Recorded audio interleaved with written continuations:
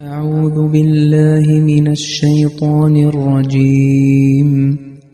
بسم الله الرحمن الرحيم. إن الذين آمنوا والذين هاجروا وجاهدوا في سبيل الله أولئك يرجون رحمة الله والله غفور رحيم. അസ്സലാമു അലൈക്കും വറഹ്മത്തുള്ളാഹി വബറകാതുഹു. സൂറ അൽ ബഖറയിലെ 219 വചനമാണ് പാരായണം ചെയ്തത്.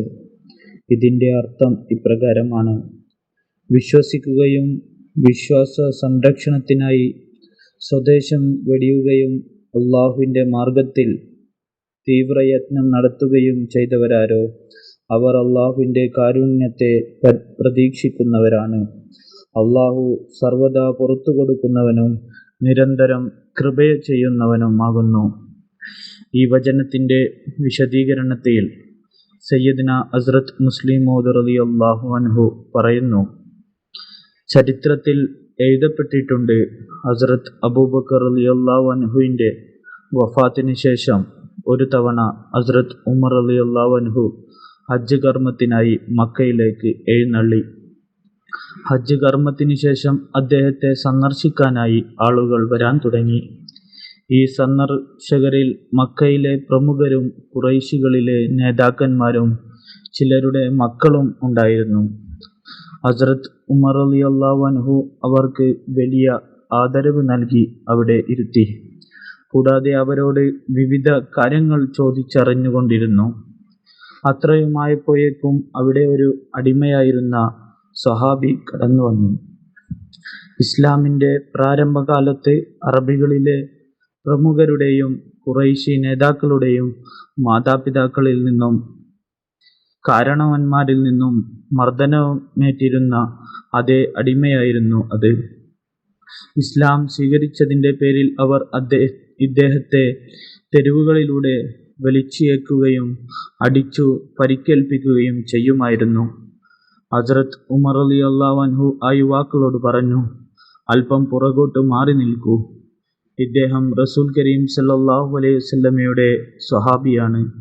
അത് കേട്ട് അവർ പുറകോട്ട് മാറി നിന്നു. ആ സ്വഹാബി അടുത്തേക്ക് വന്ന് ഹസ്രത്ത് ഉമർ റളിയല്ലാഹു അൻഹുമായി സംസാരിക്കാൻ തുടങ്ങി. അത്രയുമായപ്പോഴേക്കും മറ്റൊരു സ്വഹാബി കൂടി അവിടേക്ക് വന്നു. ഹസ്രത്ത് ഉമർ റളിയല്ലാഹു അൻഹു വീണ്ടും ആ യുവാക്കളോട് പറഞ്ഞു: അല്പം പുറകോട്ട് മാറി ഇവർക്ക് സ്ഥലം സൗകര്യപ്പെടുത്തി കൊടുക്കൂ. ഇദ്ദേഹം റസൂൽ കരീം സല്ലല്ലാഹു അലൈഹി വസല്ലമയുടെ സ്വഹാബിയാണ്. ഇങ്ങനെ മാറി മാറി ഒടുവിൽ അവർ ചെരുപ്പുകൾ കിടക്കുന്ന സ്ഥലം വരെ എത്തിച്ചേർന്നു. ഇത് കണ്ട് അവർ ആ സദസ്സിൽ നിന്നും എഴുന്നേറ്റ് പുറത്തു പോന്നു. പുറത്തേക്ക് വരുമ്പോൾ അവരുടെ കണ്ണുകളിൽ കണ്ണീർ നിറഞ്ഞിട്ടുണ്ടായിരുന്നു.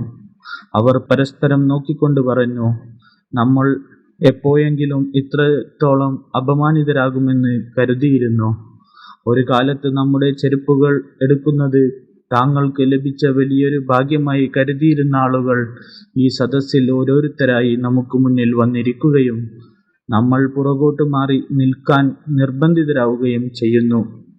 അങ്ങനെ ഒടുവിൽ നമ്മൾ ചെരുപ്പുകൾ കിടക്കുന്ന സ്ഥലം വരെ എത്തിച്ചേർന്നിരിക്കുന്നു. അതായത് ഒരു കാലത്ത് താഴ്ന്നവരായിരുന്നവർ ഇന്ന് ആദരണീയരായി തീർന്നു. ആദരണീയരായിരുന്ന നമ്മൾ ഇന്ന് അപമാനിതരായി തീർന്നു. ഈ യുവാക്കൾ എല്ലാവരും തന്നെ വിശ്വാസികളായിരുന്നു. എങ്കിലും ദേഷ്യവും ആവേശവും കാരണം അവരുടെ നാവിൽ നിന്ന് ഈ വാക്കുകൾ പുറത്തു വന്നു. എന്നാൽ അവരിൽ കൂടുതൽ ഈമാനുള്ള ഒരു യുവാവ് ഇപ്രകാരം പറഞ്ഞു: സഹോദരന്മാരെ, നിങ്ങൾ പറഞ്ഞ കാര്യം ശരിയാണ്. എന്നാൽ ഇതിന് ആരാണ് ഉത്തരവാദി? മുഹമ്മദ് റസൂലുള്ളാഹി സ്വല്ലല്ലാഹു അലൈഹി വസല്ലമയെ നിഷേധിക്കാൻ നമ്മുടെ മാതാപിതാക്കളോടും കാരണവന്മാരോടും ആരാണ് പറഞ്ഞത്? അവർ അള്ളാഹുവിൻ്റെ റസൂൽ സ്വല്ലല്ലാഹു അലൈഹി വസല്ലമയെ അത്രയധികം എതിർപ്പ് ചെയ്തിരുന്നു. അതുകൊണ്ടാണ് ഇന്ന് നമുക്ക് ഈ സദസ്സിൽ പുറകോട്ട് മാറി നിൽക്കേണ്ടി വന്നത്. എന്നാൽ റസൂൽ കരീം സല്ലല്ലാഹു അലൈഹി വസല്ലമയെ സേവിക്കുകയും അവിടുത്തെ മാർഗത്തിൽ തങ്ങളുടെ ജീവനും സ്വത്തും ത്യാഗം ചെയ്തവരിൽ ഭൂരിഭാഗം പേരും മരണപ്പെട്ടുവെങ്കിലും ഇപ്പോൾ അവശേഷിക്കുന്നവർക്ക് ആദരം ലഭിക്കാൻ എല്ലാ അവകാശവുമുണ്ട്. നമ്മളെക്കാൾ ഏറെ ആദരവുള്ള സ്ഥാനങ്ങളിൽ അവരെ ഇരുത്തേണ്ടതുണ്ട്.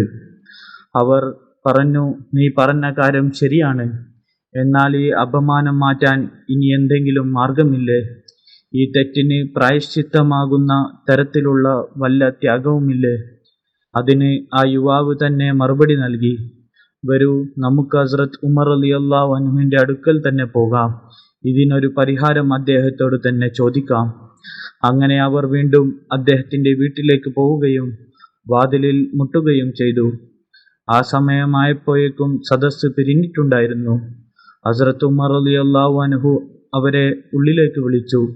എന്നിട്ട് ചോദിച്ചു, എന്താണ് ഈ സമയത്ത് വന്നത്?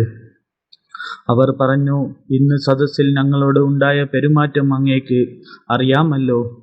ഹസ്രത്ത് ഉമർ റളിയല്ലാഹു അൻഹു പറഞ്ഞു, ഞാൻ അക്കാര്യത്തിൽ ശക്തനായിരുന്നു.